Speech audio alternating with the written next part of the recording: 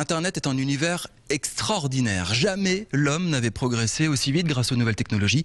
On invente de nouvelles économies, de nouveaux réseaux sociaux, brassage culturel extraordinaire. C'est le cyberespace, c'est le domaine de tous les possibles. Mais en parallèle, il y a un univers beaucoup plus obscur qui se développe à vitesse grand V, c'est la cybercriminalité. Rendez-vous compte, aujourd'hui on évoque un chiffre d'affaires de 1000 milliards d'euros. Ce serait plus important que le marché de la drogue au niveau mondial.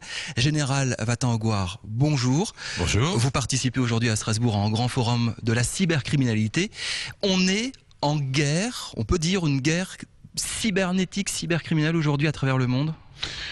Le mot guerre est peut-être excessif, même si certaines attaques, certaines agressions peuvent être assimilées à des actes de guerre ou des actes préalables à la guerre. Quand on prend par exemple certaines attaques sur l'Estonie, la Géorgie et d'autres pays, on voit bien que les guerriers ont décidé de s'approprier aussi le champ du cyberespace. Alors, on va en parler tout de suite. On parle de qui? Est-ce qu'on parle d'État contre État? Est-ce qu'on parle du particulier avec une organisation criminelle? C'est quoi cette cybercriminalité, ces cybermenaces? Aujourd'hui, on est face plus à une nébuleuse qu'à un système très structuré comme celui qu'on pouvait connaître autrefois quand on luttait contre des bandes de gangsters. Ils étaient identifiés, ils avaient un flingue en face de nous et c'était réglé, on faisait la prohibition. Aujourd'hui, ce sont des pirates informatiques en Estonie par exemple, qui volent des données sur des ordinateurs ici, en Alsace, et c'est tout à fait possible. Ah, tout à fait. C'est possible chez vous, c'est possible dans les entreprises, c'est possible dans les institutions. Là, on est peut-être en train de pirater mon téléphone portable et je remarque rien. Exactement. Les principales menaces sont le vol d'identité, par exemple, le vol de données bancaires.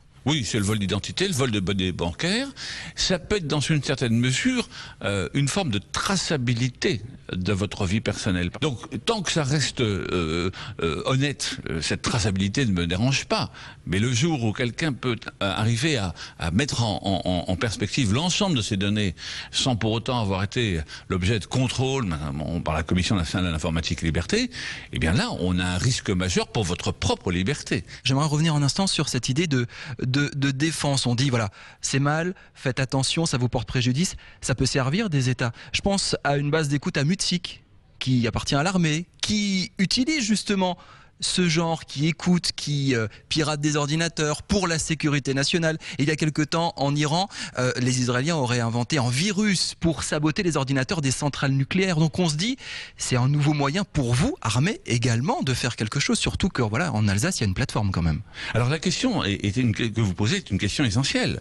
Parce que nous ne devons pas nous sortir de la légalité pour pouvoir agir. Mais dès lors que vous sortez de ce champ-là, vous rentrez dans le cadre de la cybercriminalité. Vous êtes vous-même un cybercriminel. La limite est un peu tenue quand même. Alors, le problème qui se pose, c'est de savoir jusqu'où vont les services secrets. Là, je pense que ne pas le savoir, ne pas le dire, c'est une forme de dissuasion, parce que on ignore ce qu'ils font. Peut-être qu'ils en font beaucoup, peut-être qu'ils en font peu.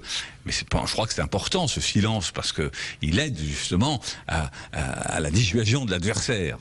Alors que les services spécialisés fassent des investigations un peu plus complexes, je veux bien le croire, mais moi, en tant que soldat du droit, je l'ignore. Dernière question en général, c'est le Far West, ce cyberespace aujourd'hui? Le Far West? Ouais.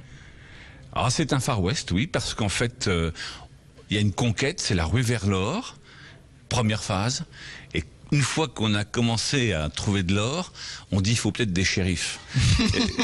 C'est ça. Et là, vous avez 5 étoiles quand même, vous êtes un sacré shérif. Ah oui, je suis le big sheriff of the country.